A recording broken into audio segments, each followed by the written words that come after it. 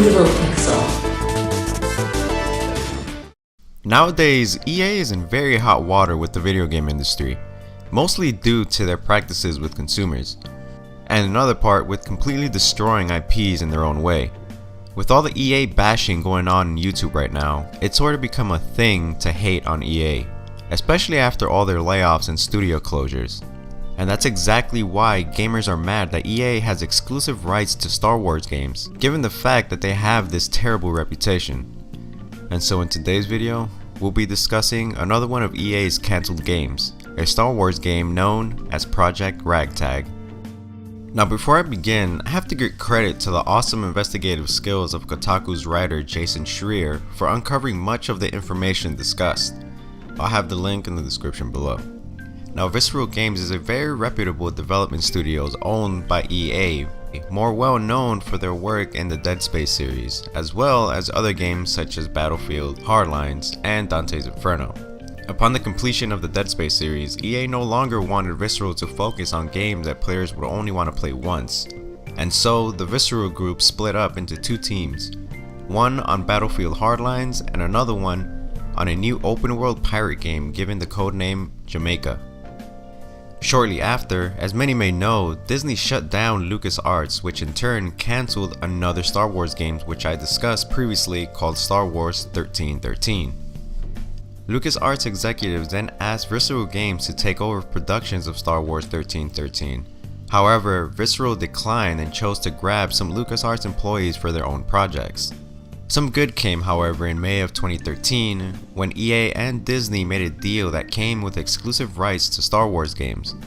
One of said games was a game to be worked on by Visceral exclusively.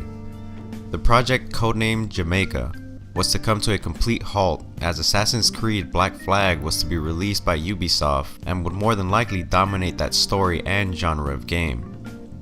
Because of this, Visceral abandoned Jamaica and used some of its assets to create a new Star Wars game for EA. The theme would pretty much be Pirates in Space or Space Scoundrels, which was deemed Project Yuma.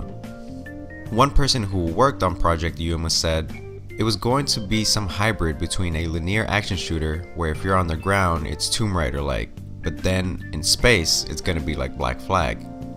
Unfortunately, Battlefield Hardlines was not living up to Battlefield's name, and reviewers and players alike were targeting and complaining about the issues Hardlines was having. Because of this, several employees from Visceral were assigned to help Battlefield Hardlines get balanced out. It was around this time that Amy Hennig, known for her work in the Uncharted series, was recruited by Visceral to work on the Star Wars game.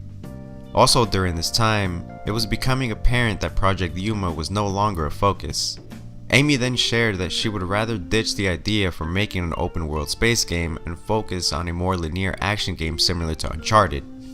Hennig wanted to make a Star Wars game with heist motives similar to that of the movie Ocean's 11, but with Star Wars themes of course. This project was deemed Project Ragtag. The game was based around a Han Solo-esque character named Dodger, who in my opinion looks a bit like Jeffrey Dean Morgan, who was to be accompanied by a group or team of other unique intergalactic and human characters in the Star Wars universe. These misfits were named Robbie, a gunslinger, and Dodger's partner in crime, Una, the daughter of a mob boss, and finally Buck, the veteran leader and mentor of the crew. Project Ragtag was to be set between the very first Star Wars film and The Empire Strikes Back. The main plot of the game revolved around the destruction of Alderaan. Now EA agreed with this story idea, however they made one thing very clear: they did not want an Uncharted clone. This was mitigated by developing a system in which the players would be able to control different characters, and each would have their own AI minds and abilities when you weren't controlling them, even though it was confirmed that the franchise's popular Jedi and Darkside powers were not going to be used by the protagonist and the team. In place of this, the game's environments was going to be able to be manipulated by the player in order to divert enemies or NPCs in different ways. One big issue with Project Ragtag's production was the size of the development team. As the Battlefield Hardlines title was finished, the original Visceral team was reunited, which consisted of less than 100 people. However, the Battlefield Hardlines DLC required the Visceral team to be split up once again, and narrowed the Ragtag team back down to about 30 people. Now, according to Kotaku sources, the biggest issue was the location where Visceral Games was located and its employees lived, San Francisco. As many may know, cost of living and salary in San Francisco is very high compared to where other EA studios are located, such as Vancouver, Montreal, and Austin, Texas, where tax benefits for EA are applied. Therefore, Visceral was very pricey to keep afloat. To help with this problem, EA built a new studio in Montreal, where Amy Hennig would have significantly more help, the likes of an additional 70 employees more for a much more lower cost. This studio was named EA Motive. Because of the additional help, EA wanted the team to also focus on a multiplayer mode, which they dubbed Second Mode. This was pretty much going to be a space combat game that was similar to the previously worked Project Yuma. According to inside sources, employees began in the new studio by addressing red flags in Star Wars Ragtag and attempting to salvage these red flags. Project Ragtag had several of these red flags. The first of which was EA's mandatory Frostbite engine that they required their studios to use for their Battlefield games. While there was nothing specifically wrong with this engine, the fact was that the Frostbite was built for first-person shooter games, and so Visceral had to build from scratch certain key features that would work for Project Ragtag. Their former employees said it was going to be a year or a year and a half's work just to get the engine to do things that are assumed and taken for granted. Another red flag was that Star Wars was owned by a different company now. While LucasArts heads gave them a lot of flexibility and freedom, the fact that Visceral had to literally get approvals for everything was a serious drawback. One example given by a former employee was costumes, for example. For Uncharted, Nathan Drake's costume could be reworked or changed and done within a week. But for Star Wars, something of the same caliber would take months, potentially years before they got back to Visceral about it. Yet another red flag was Project Ragtag's mechanics. The idea of having and being able to control the different protagonists was very neat to imagine, but on paper was very costly and time consuming to produce. One of the biggest red flags were the differences in creativity between both EA and Visceral. It seems that the two were constantly at odds between frees and budgets. But the biggest bump in their relationship was how much of Star Wars was going to actually be represented in Star Wars Ragtag. The main thing people think of when they think of Star Wars is Jedis, Powers, Siths, and the Skywalkers. And according to Amy Hennig, Project Ragtag would have more than likely none of that. This leads to yet another issue, which was Amy Hennig's being put in a difficult position. Wanting the game to succeed so badly, Hennig put herself over every department of development, and so every department had to wait on her approval, which at times took weeks. Sometimes just to find out it didn't meet her standards, and then they had to begin from scratch. And after resources began to get scarce, EA decided to use EA Motive for the Battlefront 2 campaign, and essentially ended their ties with helping Visceral with Project Ragtag. The little multiplayer mode I mentioned earlier was pretty much canned at that point. It was just impossible without the help. A former employee of Visceral also stated that Amy Hennig was a bit difficult to work with due to the fact that she was more or less doing too much. At Naughty Dog, Hennig was paired with a second director to assist in gameplay management. Hennig was not used to not having that assistant, so it appeared as though she just got burned out. She was putting her opinions on things that she had never worked on before, such as level design, which angered many employees. EA is a corporation that is known for being money hungry, with most of their games encouraging the purchase of loot boxes. Now, according to Kotaku and previous employees, the FIFA games make close to several $100 million a year, and it seems EA wanted Amy Hennig to produce those numbers for Project Ragtag, which just wasn't going to happen. However, that's not to say that the team at Visceral didn't accomplish some impressive things. In E3 2016, a compilation of Star Wars games from EA was shown, and with it, short clips for Project Ragtag was revealed. The world that they created in the trailer looked very detailed, and in the trailer shown, graphically, things were looking very good and loyal to the Star Wars franchise.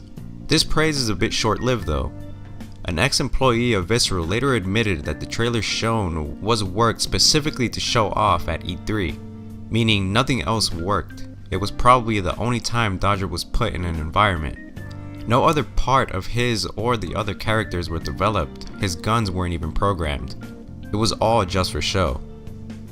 It was shortly after this that staff really became an issue. Visceral lost animators, artists, engineering leads, and most of the tech department at EA.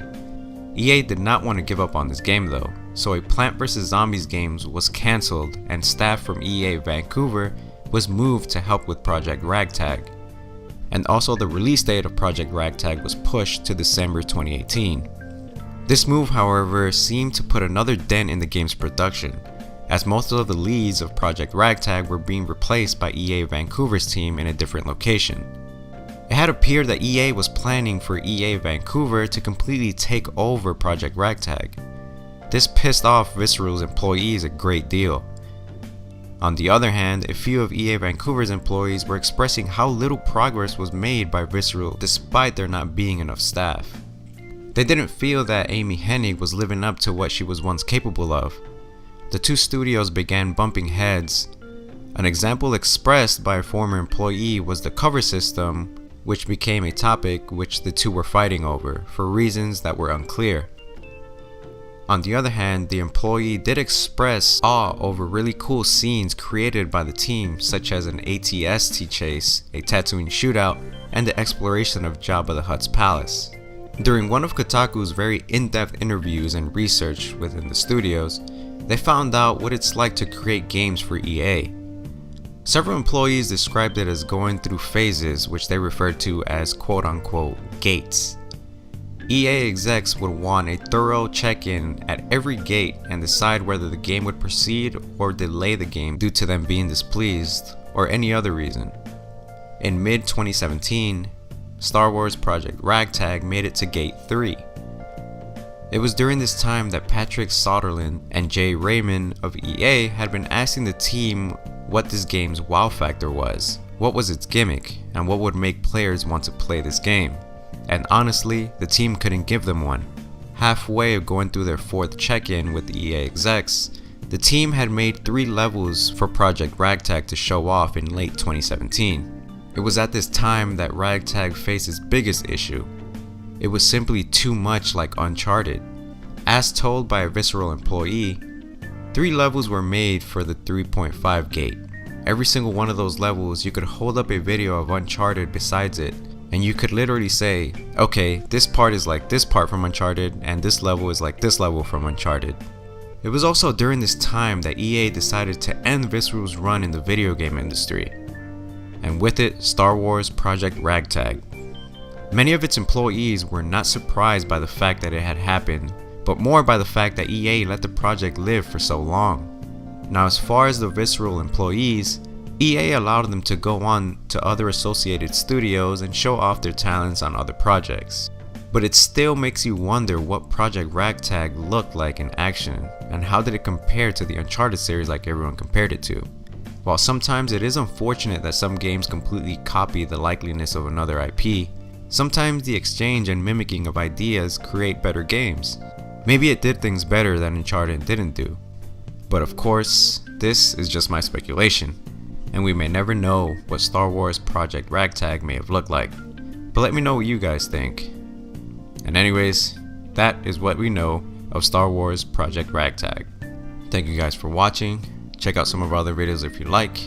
And if you enjoyed this video, please consider donating to our Patreon, as we have updated that. Check out our Facebook and Twitter to give us any suggestions for any future videos. And I'll catch you all next time.